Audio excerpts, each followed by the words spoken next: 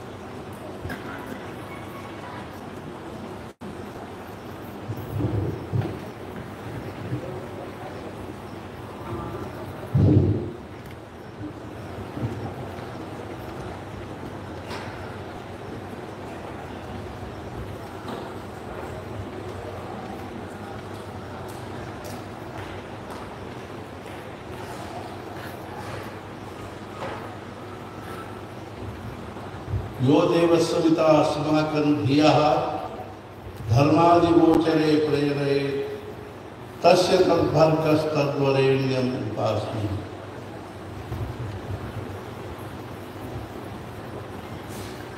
माता रामो मत्पिता रामचन्द्रः स्वामी रामो सखा रामचन्द्रः सर्वस्वं मे रामचन्द्रो दयालुः नान्यं जाने नैव जाने न जाने दक्षिणे लक्ष्मणो यस्य वामे तु जनकात्मज पुरतो मारुतिर्यस्य तं वन्दे रघुनन्दनं.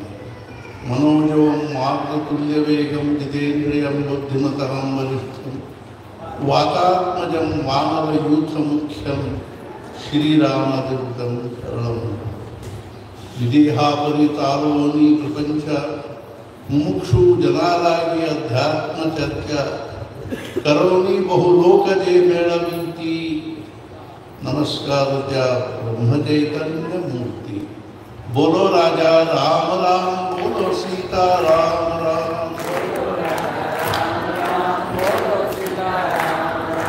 बोलो राजा राम राम, बोलो सीता राम राम,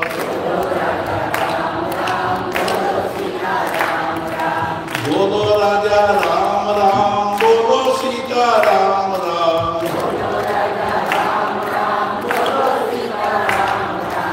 बोलो राजा राम राम, बोलो सीता राम राम.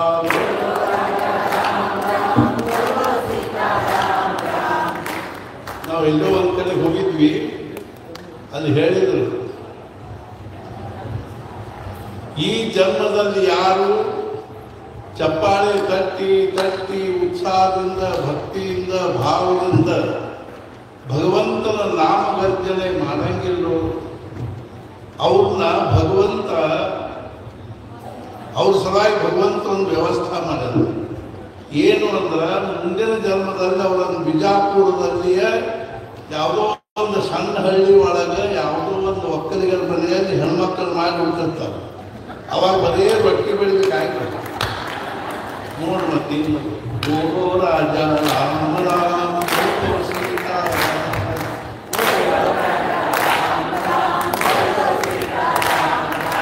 ಗೋರೋ ರಾಜ ರಾಮ ರಾಮ ಗೋರೋ ಸೀತಾ ರಾಮ ರಾಮ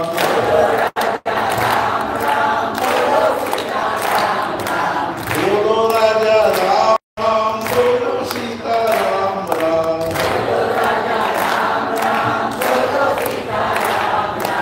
ಗೋರೋ ರಾಜ ರಾಮ ರಾಮ ಗೋರೋ ಸೀತಾ ರಾಮ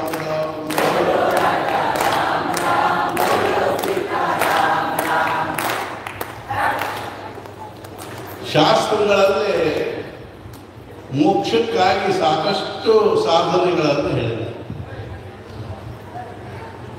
ಅವುಗಳಲ್ಲಿ ಒಂದು ಕಡೆಗೆ 4 ಸಾಧನೆ ಹೇಳಿದೆ. ಈ 4 ಸಾಧನೆಗಳಲ್ಲಿ ಯಾವ ಒಂದು ಸಾಧನೆ ಮಾಡಿದ್ರೂ ಮೋಕ್ಷ ಆಗ್ತದೆ. ಆ 4 ಸಾಧನೆ ಯಾವುವು ಅಂತ ಕೇಳಿದ್ರೆ, ಯಾವಜ್ಜೀವಂ ಪ್ರಣವ, ಆಯುಷ್ಯ ತುಂಬ ಪ್ರಣವೋಪಾಸನೆ ಮಾಡೋದು. ಅದು ನಮ್ಮಂಥವ್ರಿಗೆಲ್ಲ ಇಂಥವ್ರು. ಅಥವಾ ಆವರ್ತಯತ್ ರೌದ್ರಿಯಂ ಯಾಜುರ್ವೇದ್ಯ, ಅಥವಾ ರುದ್ರದ ಆವರ್ತನೆ ಮಾಡಿ. ಅರ್ಥಾತ್ ಏನು ಅಂದ್ರೆ ರುದ್ರದ ಆವರ್ತನೆ ಮಾಡುವುದರಿಂದನೂ ಮೋಕ್ಷ ಆಗ್ತದೆ.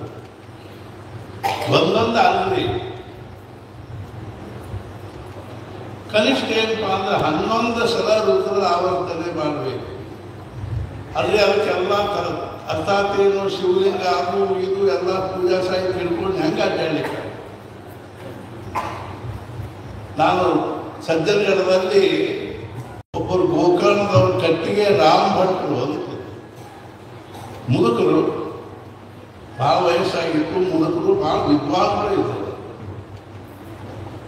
ಅವರು ಒಂದು ದಿವಸ ನಾನು ಸಹಜ ನೋಡಿದೆ, ಮಡಿ ಉಟ್ಕೊಂಡಿದ್ರು.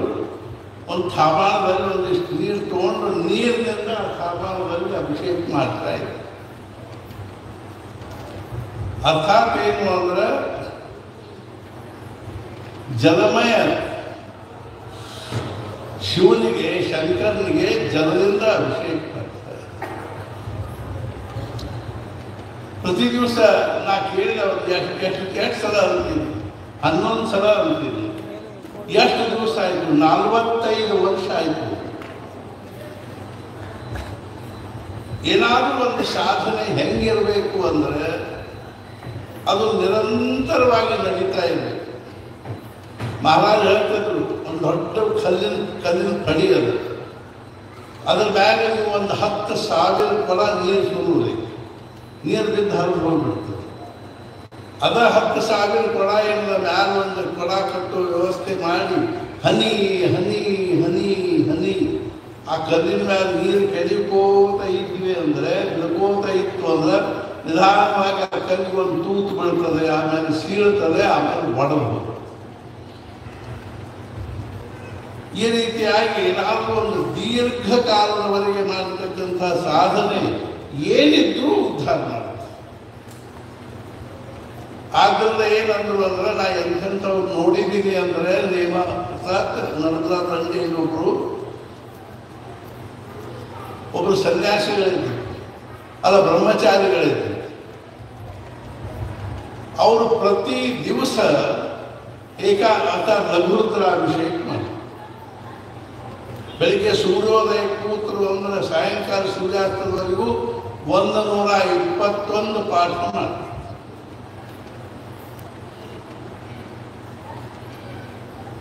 ನಾವು ನೇಮಾವರದಾಗಿದ್ದಾಗ ಒಂದು ಶಿವರಾತ್ರಿ ಇತ್ತು, ನಮ್ಮ ಜೊತೆಗೆ ಇನ್ನೊಬ್ಬರಿದ್ರು ಘನಶ್ಯಾಮ್ ಅಂತ. ನಾವು ಅವರು ಕೂಡ ಶಿವರಾತ್ರಿ ದಿವಸ ರಾತ್ರಿ ಸೂರ್ಯಾಸ್ತದಿಂದ ಬೆಳಗಿನ ಸೂರ್ಯೋದಯದವರೆಗೂ ಅಲ್ಲಿ ಸಿದ್ದೇಶ್ವರ ದೇವಸ್ಥಾನ ಅಂತದೆ, ಸನಕ ಸನಂದನಾದಿಗಳು ಸ್ಥಾಪನೆ ಮಾಡಿರ್ತಕ್ಕಂಥ ಸಿದ್ದೇಶ್ವರ ದೇವಸ್ಥಾನ ಅಂತ ಅಲ್ಲಿ ಶಿವರಾತ್ರಿ ದಿವಸ ರಾತ್ರಿ ನಾವು ಅಭಿಷೇಕ ಮಾಡಬೇಕು ಅಂತ ಇಬ್ಬರು ಕೂತ್ಕೊಂಡು ರುದ್ರ ಅಂತಿದ್ವಿ. 12 ಒಂದು ಹೊಡೆದಿತ್ತು, ಒಂದೂವರೆ ಹೊಡೆದಿರ್ಬೋದು. ಆ ಶಿವಲಿಂಗದೊಳಗಡೆ ಓಂಕಾರದ ನಾದ ಬಂದಿತ್ತು. ಅದು ಭಾಳ ಜನ ಕೂತಿದ್ರು. ನಾವು ಮೈಕ್ ಹಚ್ಚಿ ಆ ಓಂಕಾರದ ನಾದ ಎಲ್ಲರಿಗೂ ಕೇಳಿಸ್ಬೋದು. ಆ ರುದ್ರದಲ್ಲಿ ಬಹಳ ದೊಡ್ಡ ಸಾಮರ್ಥ್ಯ ಇದೆ, ಮಂತ್ರಗಳಲ್ಲೇ ಅಂಥ ಸಾಮರ್ಥ್ಯ. ಒಬ್ಬಾಕಿ ಹೆಣ್ಮಗಳು ಸ್ವಿಟ್ಜರ್ಲ್ಯಾಂಡ್ನಿಂದ ಭಾರತಕ್ಕೆ ಬಂದು ಆಕೆ ಏನು ಮಾಡಿದ್ರು ಅಂದ್ರೆ ಸಾಮವೇದದ ಕೆಲವು ರುಚಿಗಳನ್ನು ಈ ವೈಲಿನ್ ಮೇಲೆ ಬಾರಿಸೋದನ್ನ ಅಭ್ಯಾಸ ಮಾಡಿ. ನಿಮಗೆ ಆಶ್ಚರ್ಯ ಅನಿಸ್ಬೋದು. ಯಾಕೆ ಸ್ಕ್ರೀನ್ ಹಾಕಿ ಅದ್ರ ಮುಂದೆ ಆ ಸಾಮವೇದದ ರುಚಿಗಳನ್ನು ವೈಲಿನ್ ಮೇಲೆ ಬಾರಿಸೋತ ಕೂಸು ಅಂದ್ರೆ ಆ ಸ್ಕ್ರೀನ್ ಮೇಲೆ ಸರಸ್ವತಿ ಚಿತ್ರ ಮೂರ್ತಿ. ಆ ಮಂತ್ರಗಳ ಶಬ್ದಗಳಲ್ಲಿ ಅಂತ ಒಂದು ವೈಬ್ರೇಷನ್. ನಾವು ಮಾಡೋದ ಇಷ್ಟು ಲಕ್ಷಣ ಇರಂಗಿಲ್ಲ. ಸಾಧನೆ ಅನುಸ್ಯೂತವಾಗಿ ನಡೀತಿತ್ತು. ಯಾವಜ್ಜೀವಂ ಪ್ರಣವಂ ಅಥವಾ ಆವರ್ತಯತ್ ರೌದ್ರಿಯಂ ಯಾಜುರ್ಬೇಕು ಅಥವಾ ವಾರಾಣಸ್ಯಾಂ ವಿದಧ್ಯ, ಕಾಶಿ ಒಳಗೆ ಹೋಗಿ ವಾಸ ಮಾಡ. ಇವು ಒಂದಕ್ಕಿಂತ ಒಂದು ಕಠಿಣವಾಗಿ. ಕಾಶಿ ವಾಸ ಏನಕ್ಕೆ ಸರಳ ಇಲ್ಲ. ನಾವು ಒಂದ್ಸಲ ಕಾಶಿ ಹೋಗಿದ್ವಿ. ಅಲ್ಲಿ ನಾರ್ವಘಾಟಿನಲ್ಲಿ ದತ್ತ ಮಠ ಅಂತ. ಆ ದತ್ತ ಮಠದಲ್ಲಿ ಸ್ವಾಮೀಜಿ ಇದ್ದರು. ಅವರು ಪೂರ್ವಾಶ್ರಮದಲ್ಲಿ ಶ್ರೀಧರ ಸ್ವಾಮಿಗಳು ಶಿಷ್ಯ ಅನಂತ ಬ್ರಹ್ಮಚಾರ್ಯ. ಅವರಿಗೆ ಇವರು ಸನ್ಯಾಸ ಕೊಟ್ಟಿದ್ರು. ಉಗಾರ ಸ್ವಾಮಿಗಳು ಅವ್ರಿಗೆ ಸನ್ಯಾಸ ಕೊಟ್ಟಿದ್ರು. ಅವರಿದ್ದಾಗ ಹೋಗಿದ್ವಿ. ಅದು ಇಬ್ಬರು ಅಜ್ಜಿಗಳು ಇದ್ರು ಕರ್ನಾಟಕದವರು. ಭಾಳ ವಯಸ್ಸಾಗಿತ್ತು. ಒಬ್ಬಾಕಿ ಅಜ್ಜಿ ನಡಾಬಾಗಿತ್ತು, ಒಬ್ಬಾಕಿ ಅಜ್ಜಿ. ನಾವೊಂದು 8-10 ದಿವಸ ಇದ್ವಿ. ನಮ್ಮ ಮ್ಯಾಲೆ ಭಾಳ ಪ್ರೀತಿ ಮಾಡ್ತೀವಿ. ಮತ್ತೊಂದು ಸಲ ಹೋದಾಗ ಒಬ್ಬರು ಅಜ್ಜಿ ಇದ್ದಿದ್ದಿಲ್ಲ. ನಾವು ಇನ್ನೊಬ್ಬರು ಅಜ್ಜಿ ಎಲ್ಲಿ ಹೋದ್ರು?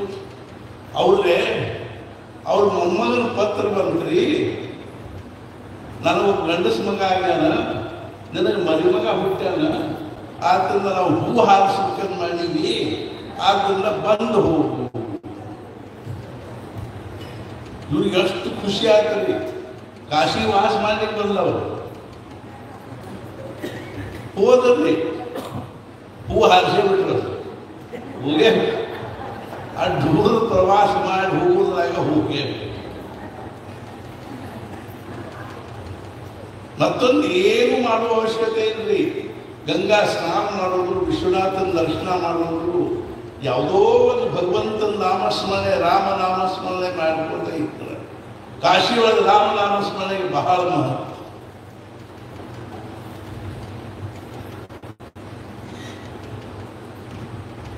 ಅರ್ಥಾತ್ ಏನು ಅಂದ್ರೆ ಭಗವಂತನ ರಾಮನಾಮಸ್ಮರಣೆ ಮಾಡುವಾಗ ವಿಶೇಷ ಅನುಗ್ರಹ ಮಾಡ್ತಾರೆ.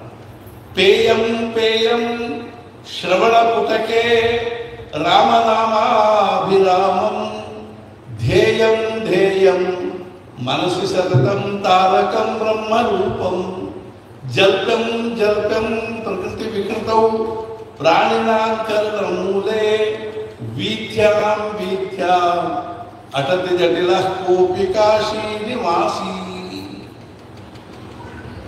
ರಾಮಕೃಷ್ಣ ಪರಮಹಂಸರು ಗಂಗಾ ನದಿಯಲ್ಲಿ ನಾವಿನಲ್ಲಿ ಹೋಗ್ತಾ ಇದ್ದಾಗ ಮಣಿಕರ್ಣಿಕಾ ಘಾಟ್ ಕಡೆ ನೋಡಿದ ಕೂಡಲೇ ಅವರಿಗೆ ಸಮಾಧಿ ಇರುತ್ತೆ. ಜೊತೆಗೆ ತಾವು ಗಟ್ಟಿ ಹಿಡಿದ್ರು ಬಿದ್ದಿದ್ದಾರಂತೆ. ಆಮೇಲೆ ಸಮಾಧಿ ಹಿಡಿದ್ರ ಕೇಳಿದ್ರು, ತಮ್ಮ ಒಮ್ಮೆಲೆ ಸಮಾಧಿ ಹೆಂಗೆ ಹತ್ತಿದ್ರು? ನೋಡ್ರಿ ಮಣಿಕರ್ಣಿಕಾ ಘಾಟ್ನಲ್ಲಿ ನೋಡ್ರಿ, ದುಂಡರಾಜ ಗಣಪತಿ ಮತ್ತು ಕಾಲಭೈರವ ಅಲ್ಲಿ ಸತ್ತವರ ಮುಂಡಗಳನ್ನು ತಗೊಂಡು ಬರ್ಲಿಕ್ಕೆ ಹತ್ತಾರೆ. ಅನ್ನಪೂರ್ಣ ಅವರು ಚಿಜ್ಜರ ಗ್ರಂಥಿಗಳನ್ನು ಬಿಡಿಸ್ತಾ ಇದ್ದಾರೆ. ಸಾಕ್ಷಾತ್ ವಿಶ್ವನಾಥ ಅವರ ಬಲಗಿಮೆಯಲ್ಲಿ ತಾರಕ ಮಂತ್ರವನ್ನು ಉಪದೇಶ ಮಾಡಿ ಮಾಡಿ ಅವ್ರನ್ನ ಏನ್ ಮಾಡ್ತಾ ಇದ್ದಾರೆ? ಮೋಕ್ಷಕ್ಕೆ ಕಳಿಸ್ತಾರೆ. ಪೇಯಂ ಪೇಯಂ ಶ್ರವಣ ಪುಟಕೆ ರಾಮನಾಮಾಭಿರಾಮಂ. ಪೇಯಂ ಪೇಯಂ ಶ್ರವಣ ಪುಟಕೆ ಕಣ್ಣುಗಳಿಂದ ಸೇವನೆ ಮಾಡ್ತಾ ಮಾಡ್ತಾ ಏನು ರಾಮನಾಮಾಭಿರಾಮ ಧ್ಯೇಯಂ ಧ್ಯೇಯಂ ಮನಸ್ಸಿ ಸತತಂ ತಾರಕಂ ಬ್ರಹ್ಮರೂಪಂ. ಆ ತಾರಕವಾಗಿರ್ತಕ್ಕಂತಹ ಸಚ್ಚಿದಾನಂದ ಪರಬ್ರಹ್ಮ ಪರಮಾತ್ಮ ಸ್ವರೂಪವಂತ ಹೃದಯದಲ್ಲಿ ಧ್ಯಾನ ಮಾಡ್ತಾ ಮಾಡ್ತಾ ಜಲ್ಪಂ ಜಲ್ಪಂ ಪ್ರಕೃತಿ ವಿಕೃತೌ ಪ್ರಾಣಿನಾಂಕರಣ ಮೂಲೆ. ಪ್ರಕೃತಿ ಅನ್ನೋದು ವಿಕೃತಿ ಆದಾಗ ಅರ್ಥಾತ್ ಮನುಷ್ಯ ಸತ್ತಾಗ ಅವನ ಬಲವಿಗೆ ತಾರಕ ಮಂತ್ರವನ್ನು ಉಪದೇಶ ಮಾಡ್ತಾ ಮಾಡ್ತಾ ವೀಥ್ಯಾಂ ವೀಥ್ಯಾಂ ಅಟಲ್ ಜಟಿಲ ಕೋಪಿ ಕಾಶಿ ನಿವಾಸಿ ಅಮೋ ಅಮೋ ಕಾಶಿ ನಿವಾಸಿ ಅರ್ಥಾತ್ ವಿಶ್ವನಾಥ ಓಣಿ ಓಣೆ ಅಡ್ಡಾಡಿ ಸತ್ಯಲ್ಲ. ಕಾಶ್ಯಾಂ ಮರಣಾನ್ ಮೋಕ್ಷ, ಕಾಶಿಯೊಳಗೆ ಸಾಯೋದ್ರಿಂದ ಮೋಕ್ಷ. ಅಥವಾ ವಾರಣಾಸಿಯ ಹೋಗಿ ಬಿಟ್ರೆ ಸಾಯೋ ತನಕ ಇರಬೇಕು. ಭಕ್ತ ಏನೋ ಮೊಬೈಲ್ ಒಂದು ಬಂದಿಟ್ಟಿರ್ಬೇಕಷ್ಟು, ಜೊತೆಗೆ ಇಟ್ಕೋಬಾರ್ದು. ಮೊಬೈಲ್ ಒಂದು ಇದ್ದೇ ಇದ್ರೆ ಎಲ್ಲಿದ್ದಲ್ಲೇ ಮೋಕ್ಷ ಆಗ್ತದ್ರಿ.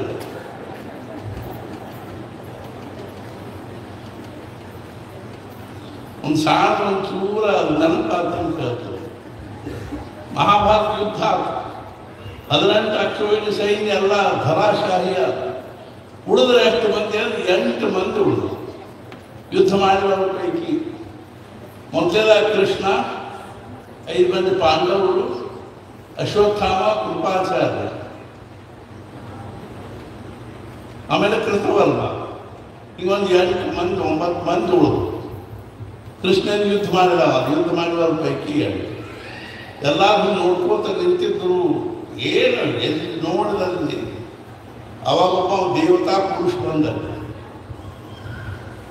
ಕೃಷ್ಣನ ನಮಸ್ಕಾರ ಮಾಡಿದ. ಯಾರು? ನಾನು ಕಲಿಯುಗ.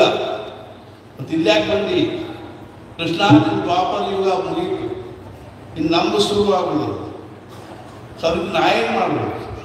ನನ್ನ ಯುಗದ ಒಂದು ಬಹಳ ದೊಡ್ಡ ವೈಶಿಷ್ಟ್ಯ ಏನು ಅಂದ್ರೆ ನಾನು ಮಂದಿ ಜನರ ಬುದ್ಧಿ ಭ್ರಷ್ಟ ಮಾಡವ. ಕಲಿಯುಗ ಧರ್ಮನೇ ಅದು. ಅದಕ್ಕಾಗಿ ನನಗೆ ಏನು ಬೇಕಾಗಿದೆ ಅಂದ್ರೆ ಬುದ್ಧಿ ಭ್ರಷ್ಟ ಆಗ್ತಕ್ಕಂಥದ್ದು ಮಾಡ್ತಕ್ಕಂಥದ್ದು ಏನಾದರೂ ಮಾಧ್ಯಮ ಬೇಕಾಗಿದೆ. ಕೃಷ್ಣಲ್ಲ ಇರ್ತದಲ್ಲೋ ಯಾಕೆ ಕಾಳಜಿ ಮಾಡ್ತಿ? 17-18ನೇ ಶತಮಾನ 18-19ನೇ ಶತಮಾನದಾಗ ಮನುಷ್ಯ ತನ್ನ ಬುದ್ಧಿಶಕ್ತಿಯನ್ನು ಉಪಯೋಗ ಮಾಡಿ ತಾನ ತನ್ನ ಬುದ್ಧಿ ಭ್ರಷ್ಟ ಆಗೋ ಸಾಧನೆ ಮಾಡ್ಕೊಂಡು ಬಿಡ್ತಾನೆ. ಇದರ ದೊಡ್ಡ ಶೋಕಾಂತಿಕ ನೋಡಿ ಜೀವನ. ಭಗವಂತ ನಮ್ಗೆ ಯಾವ ಬುದ್ಧಿಯನ್ನು ಕೊಟ್ಟಾನು, ಆ ಬುದ್ಧಿಯನ್ನು ಈ ಹೊರಗಿನ ದೃಶ್ಯದಲ್ಲಿ ನಾವು ಕೇಂದ್ರೀಕರಿಸಿ ಏಕಾಗ್ರ ಮಾಡಿ ಇದರೊಳಗಿಂದ ನಾವು ಏನು ನಿರ್ಮಾಣ ಮಾಡ್ಕೊಳಕ್ ಹತ್ತೀವಿ ಅಂತ ನಮ್ಮ ಆಯುಷ್ಯವನ್ನು ವ್ಯರ್ಥ ಮಾಡ್ಕೊಳ್ತಕ್ಕಂಥ ಅರ್ಥಾತ್ ಇದನ್ನು ಸುಖ ಸಾಧನೆಗಳನ್ನು ನಿರ್ಮಾಣ ಮಾಡಬೇಕು. 24 ತಾಸು ನಾವು ನಮ್ಮ ದೇಹವನ್ನು ಸುಖವಾಗಿರಬೇಕು ಅನ್ನೋದು ಅರ್ಥ. ಮತ್ತೊಂದು ಏನು ನಮ್ಮ ತಲೆಯಾಗಿಲ್ಲ. ಆದ್ರೆ ನಮ್ಮ ಭಾರತೀಯ ಸಂಸ್ಕೃತಿಯ ಮಹಾನತೆ ಏನಂದ್ರೆ that man is richest whose pleasures are cheapest. ಯಾವ ಮನುಷ್ಯನಿಗೆ ಚಟ್ನಿ ಬಾಕರಿ ಅಥವಾ ಅನ್ನ ಸಾರು ಉಂಡು ಚಾಪಿ ಮೇಲೆ ಗಡದ ನಿಂತಿರ್ತದೋ ಅವನಂತ ಶ್ರೀಮಂತ ಯಾರು ಅಲ್ಲ. ಯಾವ ಮನುಷ್ಯನಿಗೆ ಪಂಚಪಕ್ವಾದಾಗಲಿ ಬೇಕರಿ ಒಳಗಿನ ಬೇಕಾದ ತಿಂದು ಹೋಮ್ ಗಾದಿ ಮೇಲೆ ಉಳ್ಳಾಡಿದ್ರು ನಿಂತುವುದಿಲ್ಲ ಅನ್ನೋಂಥ ದರಿದ್ರ. ನಮ್ಮ ಭಾರತೀಯ ಸಾಧು ಸಂತರ ವೈಶಿಷ್ಟ್ಯ ಇವತ್ತು ಯಾರು ಒಂದು ದಿವ್ಯವಾಗಿರ್ತಕ್ಕಂಥ ತಪಶ್ಚರ್ಯ ತಪೋಭೂಮಿಯೊಳಗೆ ಕೂತಿದ್ದೀವೋ ಅವ್ರು ನೋಡಿ ನೀವು ಅವ್ರು ಎಷ್ಟು ಸಾಧಾ ಇದ್ರು, ಎಷ್ಟು ನಿರಾಡಂಬರ. They make poverty fashionable. ಅವ್ರ ಬಡತನವನ್ನು ಭೂಷಣ ಅಂತ ತಿಳ್ಕೊಂಡು ನಾವು ಇವತ್ತು ಶ್ರೀಮಂತಿಕೆ ಬಂದಿರ್ತೀವಿ. ನಮ್ಮ ದೇಶದಲ್ಲಿ ಹೀಗಾಗಿ ಏನಾಗಿದೆ, ಕಂಗಾರಾಗಿವ್ರಿ ನಾವು ಭಾರತದಲ್ಲಿ ಹೊಟ್ಟೆ ತುಂಬುವಂತು ಅಂತ ವಿದೇಶಕ್ಕೆ ಹೋಗಿ ಭಿಕ್ಷಾ ಬೇಡ್ಕೊಂಡು ಹೊಟ್ಟೆ ತುಂಬ್ಕೊಳ್ತೀವಿ. ಇದಕ್ಕೂ ಅರ್ಥಾತ್ ಏನು ಅಂದ್ರೆ ನಿಜವಾಗಿ ನಮ್ಮ ಬುದ್ಧಿ ಭಗವಂತ ಕೊಟ್ಟಿರೋದನ್ನು ಅಂತರ್ಮುಖಗೊಳಿಸಿ ಒಳಗಿರ್ತಕ್ಕಂಥ ದಿವ್ಯ ಸಚ್ಚಿದಾನಂದ ಭಾವದ ಅರ್ಥಾತ್ ಸಚ್ಚಿದಾನಂದ ಸ್ವರೂಪದ ಜೊತೆ ತಾದಾತ್ಮ್ಯಗೊಳಿಸಿ ಆ ಒಂದು ಸಚ್ಚಿದಾನಂದ ಭಾವದಲ್ಲಿ ನಮ್ಮ ಆಯುಷ್ಯವನ್ನು ಆನಂದದಲ್ಲಿ ಸಮಾಧಾನದಲ್ಲಿ ಕಳೆಯುವುದಕ್ಕಾಗಿ ಭಗವಂತ ಬುದ್ಧಿ ಕೊಟ್ಟರೆ ಅದನ್ನು ನಾವು ಭ್ರಷ್ಟ ಮಾಡಿಕೊಳ್ತೇವೆ. ನಮ್ಮನ್ನೊಬ್ಬರು ಕೇಳಿದ್ರು, ಇವತ್ತು ಶಿಕ್ಷಣಕ್ಕೆ ಇಷ್ಟ್ಯಾಕರಿ ಮಹತ್ವ? ಅವರು ಸಂಕ್ಷಿಪ್ತವಾಗಿ ಹೇಳ್ತಾರೆ. ನಾ ಹೇಳಿದ ಅವರಿಗೆ, ನೋಡ್ರಿ, ಇವತ್ತು ಇಡೀ ಜಗತ್ತಿನ ಒಂದು ಮೆಂಟಾಲಿಟಿ ಏನಾಗಿದೆ ಅಂದರೆ, ಇವತ್ತು ವಸ್ತುಗಳೇ ಸುಖದ ಸಾಧನೆ ಅಂತ ಆಗಿದೆ. ಎಲ್ಲರಿಗೂ ವಸ್ತು ಬೇಕು, ನನ್ ತುಂಬ. ಅದರೊಳಗೂ ಇಂಟೀರಿಯರ್ ಡೆಕೋರೇಷನ್ ಡಿಪ್ಲೊಮಾ, ಕೆಲಸಕ್ಕೆ ಬಾರದೇ ಇರುವ ಸಾಮಾನು ಟಾಟಾಗಿನ್ನು ತನ್ ಮನ್ಯಾಗ ಎಲ್ಲಿ ಬೇಕಲ್ಲಿ ಒಟ್ಕೊಂಡು ಕೂಡೋದಕ್ಕೆ ಇಂಟೀರಿಯರ್ ಡೆಕೋರೇಷನ್.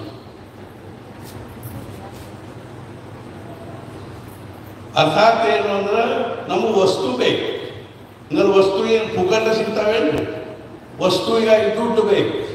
ದುಡ್ಡೇನು ದಾರಿ ಬಿದ್ದದೇನ್ರಿ? ದುಡ್ಡು ಗಳಿಸುವ ಏಕ ಮಾತ್ರ ಅತ್ಯಂತ ದೊಡ್ಡ ಸಾಧನೆ ಯಾವುದು ಇವತ್ತಂದ್ರೆ ಶಿಕ್ಷಣ. ಎಲ್ಲ ತಂದೆ ತಾಯಿ ಕಲ್ಪನೆ ಇತ್ತು, ನನ್ನ ಮಗ ಒಂದು MD ಆದ ಅಂದರೆ, ನನ್ನ ಮಗ ಅಮೇರಿಕಾದೊಳಗೆ MS ಆದ ಅಂದರೆ, ತಿಂಗಳ ಏನಾಗ್ತದೆ, 5-6 ಲಕ್ಷ ಗಟ್ಟಲೆ ಪಗಾರ ಆಗ್ತದೆ. ನಾವು ಏನು ದೊಡ್ಡ ಸುಖಿಯಾಗಿಬಿಡ್ತೀವಿ. ನಮಗೆ ಸೆಲ್ಫ್ ಹಿಪ್ನೋಟೈಸೇಷನ್ ಆಗಿ ನಾವು ದುಡ್ಡಿನಿಂದ ಸುಖಿ ಆಗ್ತೀವಿ. ಇದು ನಮ್ಮ ಬುದ್ಧಿಗೆ ಏನಾಗಿಬಿಟ್ಟಿದೆ, ಸಮೂಹ ಆಗಿದೆ. ಮತ್ತೇನಾಗ್ಬೇಕ್ರಿ, ಎಲ್ಲ ಸತ್ಪುರುಷರ ಕಳಕಳಿ ಏನದ ಅಂದ್ರೆ ಡಿಹಿಪ್ನೋಟೈಸೇಷನ್. ದುಡ್ಡಿನಿಂದ ಸುಖಿ ಆಗಲಿಕ್ಕೆ ಶಕ್ತಿ ಇಲ್ಲ, ಪ್ರಪಂಚದಲ್ಲಿ ಸುಖ ಇಲ್ಲ. ಕೇವಲ ನಾವು ಭಗವಂತನಿಂದ ಸುಖಿ ಆಗಲಿಕ್ಕೆ ಶಕ್ಯದ, ಭಗವಂತನಲ್ಲಿ ಮಾತ್ರ ಸುಖ ಅನ್ನುವಂಥ ಭಾವನಾ ನಿರ್ಮಾಣ ಆಗದ ಹೊರತು ನಮ್ಮ ಜೀವನದಲ್ಲಿ ನಮ್ಮ ಜೀವನದ ಪ್ರಶ್ನೆ ಬಗೆಹರಿಯ ತಿಳ್ಕೊಳ್ತಾರೆ.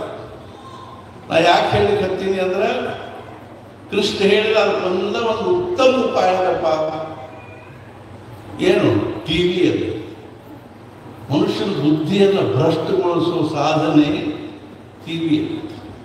ನಾವು ಊರಿಗೆ ಹೋಗಿದ್ದೆ, ಅಲ್ಲೊಬ್ಬರು ಬದಿಗೆ ಹೋಗಿದ್ದೆ, ಅವ್ರು ಹೇಳಿದ್ರು, ನಮ್ಮ ಹುಡುಗಿನಲ್ಲಿ ಟಿವಿ ಮುಂದಿಂದ ಎಬ್ಸಿದಾಕಿ ಜ್ವರಾನ ಬರ್ತಾವೆ. ಏನ್ ಮಾಡೋದು? ಎಷ್ಟರೇ ಟಿವಿ ಮುದುಕರಂತೂ ಅಲ್ಲಿ ಕ್ರಿಕೆಟ್ ಸಹಿತ ನೋಡ್ಕೊಂಡು ಕೂತಿರ್ತಾರೆ. ಮುದುಕರು ತಮ್ಮ ಕೈಕಾಲು ಎತ್ತಾಡ್ಲಿಕ್ಕೆ ಬರಂಗಿಲ್ಲ. ನಾವೆಲ್ಲ ಹಳ್ಳಿಯವ್ರು ಹುಚ್ಚಿ ಬೆಳೆದವ್ರು, ನಮಗೊಂದು ವಿದೇಶಿ ಆಡಿ ಬರಂಗಿಲ್ಲ. ನನಗೆ ಇವತ್ತಿಗೂ ಮೊಬೈಲ್ ಆಪರೇಟ್ ಮಾಡಿ ಬರಂಗಿಲ್ಲ, ಟಿವಿ ಆಪರೇಟ್ ಮಾಡಿ ಬರಂಗಿಲ್ಲ, ಕಂಪ್ಯೂಟರ್ದಂತೂ ಪ್ರಶ್ನೆ ಇಲ್ಲ. ಟಿವಿ ಕಲಿಯುಗ ಅಂತ ಚಲೋ ಆಗ್ಬಿಡಪ್ಪ, ಅನಾಯಾಸ ಬುದ್ಧಿ ಭ್ರಷ್ಟ ಮಾಡೋ ಸಾಧನೆ ಸಿಗ್ತದೆ. ಅವು ಹೋದ ಕೂಡಲೇ ಒಂದು 100 ಮಂದಿ ಪ್ರೇತಾತ್ಮಗಳು ಬಂದರು. ಕೃಷ್ಣಗಿಡದ ನೀವ್ಯಾರು? ನಾವು ಕೌರವರು. ನಮಗೂ ಕಲಿಯುಗದಾಗ ಏನೋ ಒಂದು ಸ್ಥಾನ ಕೊಡಲ್ಲ. ನೀವು 100 ಮಂದಿ ಚಾನಲ್ಸ್ ಆಗಲಿ ಅಂತ. ಆ ಕೌರವರು ಅಂದ್ರೆ ಚಾನಲ್ಸ್. ಆಮೇಲೆ ಮತ್ತೊಬ್ಬ ಮನುಷ್ಯ ಬಂದ ದಿಪ್ಪಾಡ. ನೀ ಯಾರು? ನಾ ದುರ್ಯೋಧನ. ನಾ ಏನಾಗಬೇಕು? ಆ 100 ಮಂದಿನ ಆಟ ಆಡಿಸೋದು ನೀ ರಿಮೋಟ್ ಆಗಬೇಕು. ದುರ್ಯೋಧನದ ರಿಮೋಟ್ ರೀ. ಅವನು ಹೋದ. ಹಿಂದಿನ ಒಬ್ಬ ಬಂದು ನೋಡ್ರಿ, ಕಲಿ ವಸ್ತ್ರ ಹಾಕೊಂಡು ನಿಂತ್ಕೊಂತೀವಂತ. ನೀ ಯಾರು? ನಾ ಶಕುನಿ. ಮತ್ತು ಇವ್ರಿಗೆಲ್ಲ ಒಂದು ಏನೇನೋ ಕಲಿಯುಗದಾಗ ಜಗ ಸ್ಥಾನ ಕೊಟ್ಟು ಬಂದು ನನಗೆ ಬೇಡ ನಿಮಗೂ ಪ್ರಶ್ನೆ ಕಾಳಜಿ ಮಾಡೋದು. ಮೊನ್ನೆ ನಾ ಏನಾಗು? ನಿಮ್ಮ ಮೊಬೈಲ್ ಆಗ್ಬೋದು. ಒಬ್ಬ ಬಾಡಿ ಈಚೆ ಕಡೆ ಇರ್ತಾನ್ರಿ, ಇನ್ನೊಬ್ಬ ಹಲೋ ಸರ್ ಏನಿದ್ದೀರಿ? ನಾ ಕಲ್ಕತ್ತಾ ಅಲ್ಲರಿ, ನೀವು ರೀ ನಾವು ಮುಂಬೈಯಲ್ಲಿ, ಇಬ್ಬರು ಇತ್ಲಾಗ ಹತ್ತಾಗ ಅಲ್ಲೇ ಬರೇ ಮೋಸ. ಇದಕ್ಕೂ ಅದನ್ನ ಯಾಕೆ ಹೇಳಿ ಕತ್ತೀನಿ ಅಂದ್ರೆ, ವಾರಣಸ್ಯಾಮಿದಧ್ಯ ಶಾಂತ ಸ್ವಸ್ಥ ಇರಬೇಕು. ಅದು ಆಗಂಗಿಲ್ಲ ನಮ್ಗೆ. ಮತ್ತೆ ಏನು ಮಾಡ್ಬೇಕು ನಾವು? ಅವ್ರು ಹೇಳ್ತಾರೆ ನನ್ನ ಸಾಧನೆ, ಹಿತ್ವಾ ಲಜ್ಜಾಂ ಕಲಿಮಲ ಕುಲ ಛೇದನ ನೀರಯತ್ವ ವಿಷ್ಣು ನಾಮ ನೆನಿಶಮಥವಾ ಮುಕ್ತಿರೇಶ ಚತುರ್ಥ.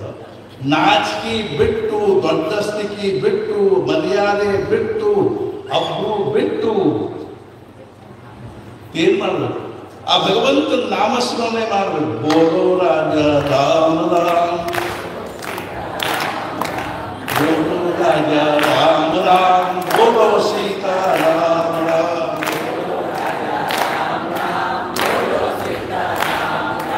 बोलो राजा राम राम बोलो सीता राम राम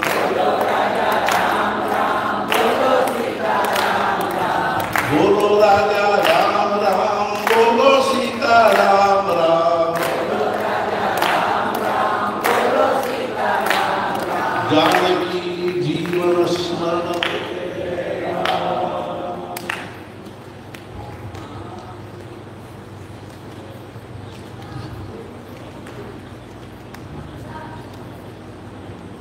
ನಮ್ಮೆಲ್ಲ ಜೀವನದಲ್ಲಿ ಒಂದು ಮಹತ್ವಪೂರ್ಣ ಪ್ರಶ್ನೆ ಏನಿದೆ ಅಂದ್ರೆ ನಾವು ಯಾವ ಸುಖ ಬೇಕು ಬೇಕು ಬೇಕು ಅಂತೀವ ಆ ಸುಖ ನಮ್ಮ ಕೈಗೆ ಹತ್ತಾ ಇದೆ. ಯಾವ ದುಃಖ ಬೇಡ ಬೇಡ ಬೇಡ ಅಂತೀವ ಆ ದುಃಖ ನಮ್ಗೆ ತಪ್ತಾ ಇದೆ. ಹಿಂಗಿದ್ದಾಗಿನೂ ನಾವು ಏನು ಮಾಡ್ಲಿಕ್ಕಂತೀವಿ ಅಂದ್ರೆ ಮನುಷ್ಯ ಮಾತ್ರದಲ್ಲಿ ಒಂದು ವಿಶೇಷವಾದ ಗುಣ ಏನಿದೆ ಅಂದರೆ ಮನುಷ್ಯ ಕರ್ಮ ಮಾಡದೆ ಒಂದು ಕ್ಷಣ ಇರಲಿಕ್ಕೆ. ಇದನ್ನು ಭಗವದ್ಗೀತಾದಲ್ಲಿ 4000 ವರ್ಷಗಳಿಂದ ಭಗವದ್ಗೀತಾದಲ್ಲಿ ಕೃಷ್ಣನೇ ಹೇಳಿದ, ನಹಿ ಕಶ್ಚಿತ್ ಕ್ಷಣಮಪಿ ಜಾತು ತಿಷ್ಟತ್ಯ ಕರ್ಮ. ಕರ್ಮ ಮಾಡಿದ ಯಾರಿಗೂ ಒಂದು ಕ್ಷಣ ಇರಲಿಕ್ಕಾಗಲ್ಲ. ಬೆಳಗ್ಗೆ ಎದ್ವಿ ಅಂದ್ರೆ ಸುಮ್ಮನೆ ರಾತ್ರಿ ಮಲ್ಕೊಳ್ಳೋ ತನಕ ಅದನ್ನು ಮಾಡಿ ಅದನ್ನು ಮಾಡಿ ತಿಳಿಲಿಕ್ಕೆ ಹತ್ತಾಗಿಂದ ಕರ್ಮ ಶುರುವಾಯಿತು. ನಾವು ಸಣ್ಣವರಿದ್ದಾಗ 6 ವರ್ಷದ ತನಕ ನಾವು ಪಾಟಿ ಪೆನ್ಸೆ ಕೊಡುತ್ತಿದ್ದಿಲ್ಲ ಮನ್ಯಾಗ. ನಾವು ಮನೆ ಆಟ ಆಡ್ಕೊತಿರ್ತಿದ್ವಿ. ವಿಚಾರ ಏನಾದರೂ ಮುದುಕರಿದ್ರೆ ಅಡ್ಡ ಅದು ಕಲಿಸ್ತಿದ್ರು ಅಕ್ಕ ಹೊರತು. ನಮ್ಮ ತಂದೆಯವರು ಮಾಸ್ತರ್, ನಮ್ಮ ತಾಯಿ ಏನಾದ್ರು ಸಂಜೆ ಮುಂದೆ ಸ್ವಲ್ಪ ಗಂಜಿ ಇಟ್ಕೊಂಡು ಕೂತ್ಕೊಂಡು ನಾವು ಕೆಲವು ಅಕ್ಷರ ಹೇಳಿಲ್ಲ. ನಾವು 5 ಮಂದಿ ಗಂಡಸು ಮಕ್ಕಳು 2 ಹೇಳೋದು. ನಾನು ನಮ್ಮ ತಂದೆಯವ್ರು ಹೇಳೋದು, ಇಡೀ ದಿವಸ ಶಾಲೆಯಾಗಿ ಹೇಳಿ ಸಾಕಾಗಿ ಹೋಗಿ ಮನ್ಯಾಗೂ ಅದನ್ನ ಮಾಡಲಿಲ್ಲ. ಅವ್ರ ಹಣೆ ಬರಲಾಗಿ ಇದ್ದಂಗೆ ಆಗ್ತಾ ಹೋಗುತ್ತೆ. ಅವರು ಒಂದು ಅಕ್ಷರ ಕಲಿಸಿದ್ರು.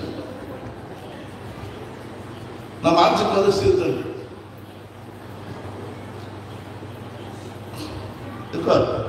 ಈಗ ನೋಡಕ್ಕೆ ತಾಯಂದರು ವಿಶೇಷತಃ ಎಷ್ಟು ಮಕ್ಕಳು ಶಿಕ್ಷಣ ಎಷ್ಟರೇ ಧರ್ಪಡಿಸಿದ್ರು.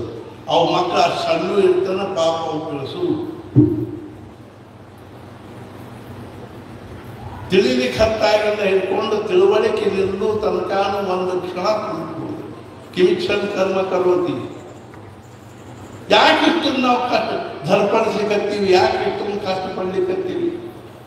ಅದು ದೊಡ್ಡಷ್ಟಿಗೆ ಅಂತ ತಿಳ್ಕೊಂಡ್ಬಿಟ್ಟಿವ್ರಿ. ನಮಗೆ ಇವತ್ತು ಭಗವಂತನಲ್ಲಿ ನಮಗೆ ಶ್ರದ್ಧಾ ಇಲ್ಲ, ಆದರೆ ನಮ್ಮ ಕರ್ಮದಲ್ಲಿ ಶ್ರದ್ಧಾ ಇಲ್ಲ. ದುಡಿದೆ ಅಂದ್ರೆ ನನಗೇನಾದರೂ 4 ದುಡ್ಡು ಸಿಗ್ತದೆ, ನಮ್ದು ಉಪಜೀವನ ನನಗೆ ಹೊಟ್ಟೆ ಹೊರಗೋಳಿಕೆ ಆಗ್ತದೆ.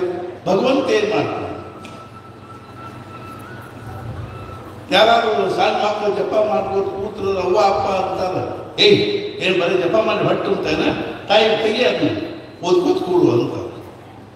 ಜಪ ಮಾಡಿದ್ರೆ ಹೊಟ್ಟೆ ತುಂಬಂಗಿರ್ಲಿ, ಪುಸ್ತಕ ಓದಿದ್ರೆ ಹೊಟ್ಟೆ, ಕೆಲಸ ಮಾಡಿದ್ರೆ ಹೊಟ್ಟೆ ಉಂಟದು.